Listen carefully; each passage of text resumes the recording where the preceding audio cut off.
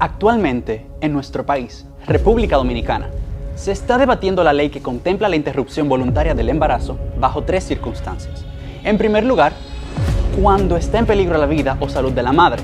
En segundo lugar, en caso de malformaciones graves y o incompatibles con la vida. Y en tercer lugar, en caso de violación o incesto.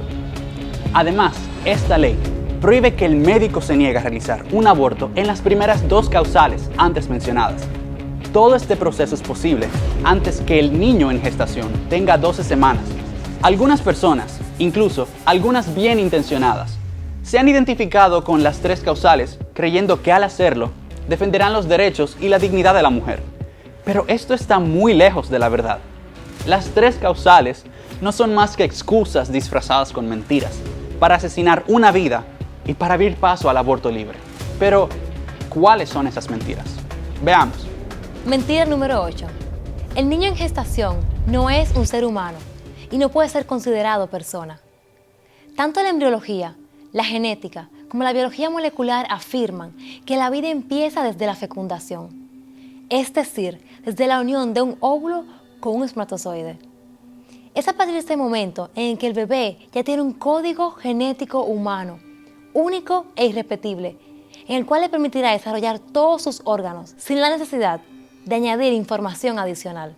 Algunas teorías intentan argumentar que el bebé en gestación no es persona, hasta haber cumplido 7 semanas de gestación definidas de maneras aleatorias, como la semana 12, 14 o incluso la 22. Sin embargo, toda la evidencia científica apunta hacia otra cosa. En un artículo publicado por la Escuela de Medicina de la Universidad Panamericana, argumentó que todos los datos científicos de todas las disciplinas que estudian el inicio de la vida son unánimes, sin que exista un solo dato discrepante en la genética, inmunología, bioquímica, embriología, citología y fisiología, como para hacernos dudar sobre cuándo comienza la vida. Todos los datos coinciden en que la vida comienza con la fecundación o no comienza nunca. El que la vida comience en la fecundación no es una hipótesis, sino un hecho científico.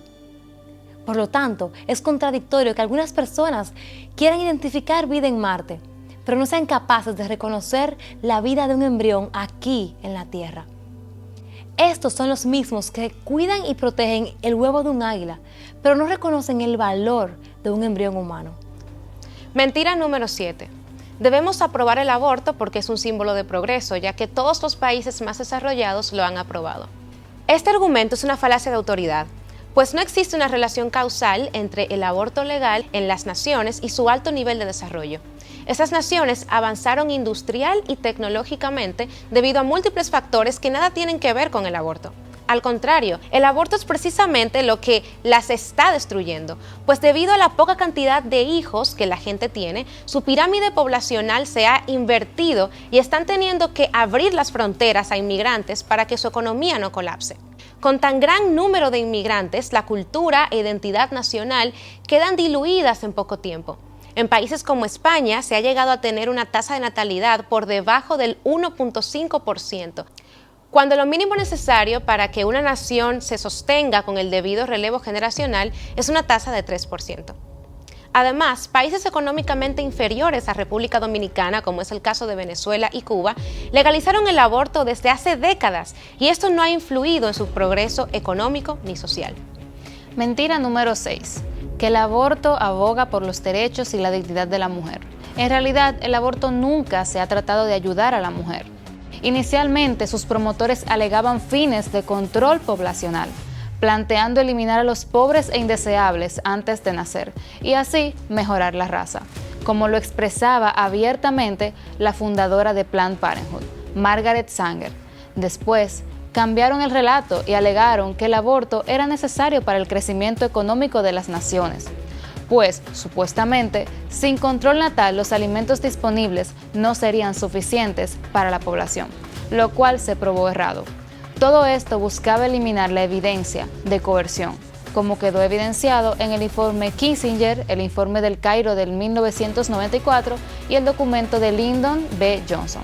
Finalmente, optaron por implementar su estrategia más efectiva, que fue crear una falsa conexión entre el aborto y los derechos humanos, tratando de presentarlo como el derecho de la mujer a decidir sobre su cuerpo y creando una conexión ficticia entre el aborto y la salud materno-infantil. La verdad es que el aborto no responde a ninguna necesidad real de las mujeres, sino que es parte de una agenda globalista impulsada por intereses económicos y políticos a través de todo el mundo. De importarles verdaderamente la mujer, atacarían las problemáticas de salud reales de las mismas, como son los trastornos hipertensivos, las hemorragias y sepsis en el embarazo, así como el cáncer de cuello uterino, del cual en la República Dominicana cada 10 días muere una mujer diagnosticada y cada 3 o 4 días hay un diagnóstico nuevo. De modo que el aborto no aboga por los derechos ni la dignidad de la mujer, sino por intereses internacionales de sus promotores. Mentira número 5. Ninguna mujer debe ser forzada a ser madre del hijo de un violador. Como mujeres, sabemos lo mucho que nos afecta psicológicamente el simple hecho de ser acosadas verbalmente, mucho más el ser víctima de abuso sexual. Es desgarrador pensar que una niña o mujer tenga que pasar por semejante abuso y que quede embarazada. Sin embargo, en medio de esta tragedia, tenemos que recordar que es tanto víctima la mujer como su hijo en gestación y que el verdadero culpable es el violador. Por lo tanto, a quien deberíamos castigar es al criminal, no a las víctimas inocentes. Es con el violador que deberíamos molestarnos, no con el niño en el vientre. El aborto no evita la violación, va en contra de la naturaleza misma de la mujer y tiene efectos perjudiciales, tanto físicos como emocionales y psicológicos.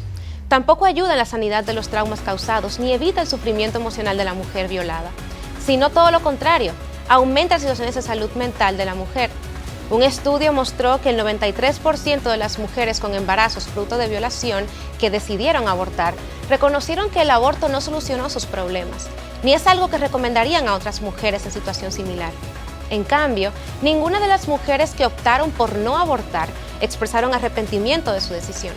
Además, el aborto facilita a los violadores que puedan ocultar evidencias, pues en casos de incesto, los abusadores podrían fácilmente eliminar a la criatura y continuar abusando de la víctima. El aborto en estos casos nunca debe ser considerado, ni siquiera si no son deseados por la madre o familiares.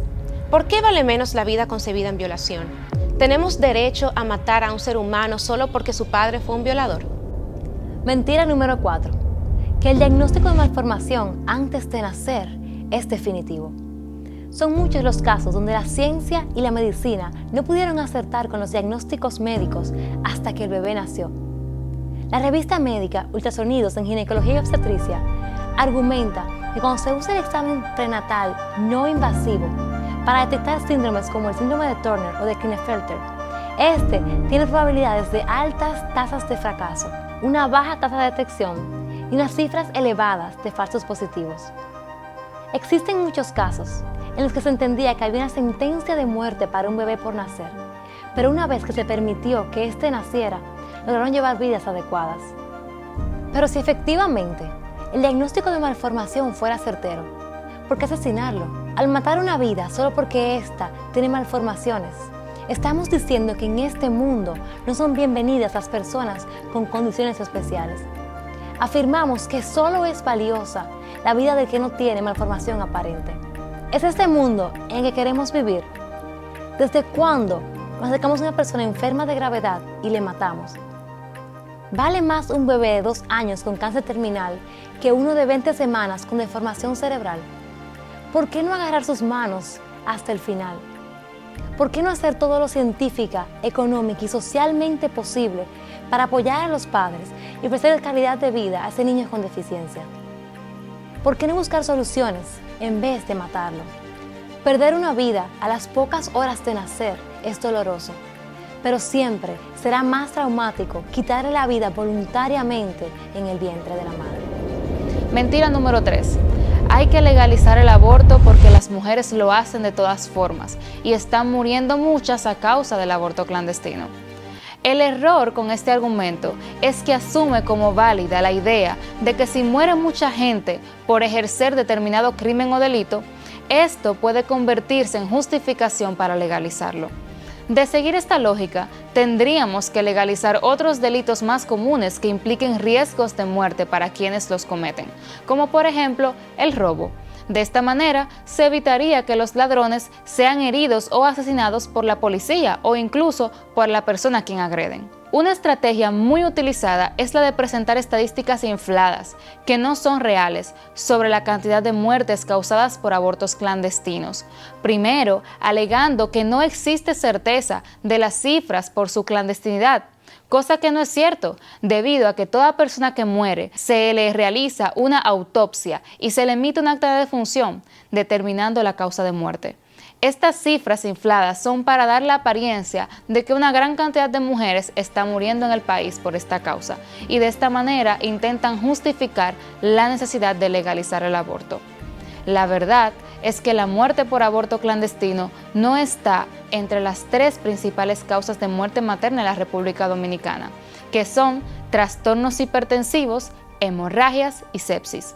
Es decir, que toda organización verdaderamente interesada en el bienestar de la mujer debe enfocar su atención primeramente hacia aquellos temas que tengan real relación con la principal causa de muerte materna en República Dominicana, entre las cuales no se encuentra el aborto inducido.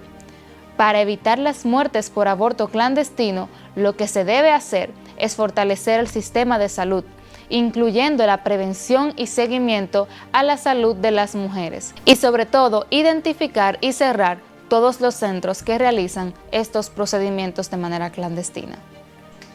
Mentira número 2. La mujer tiene derecho a decidir sobre su cuerpo.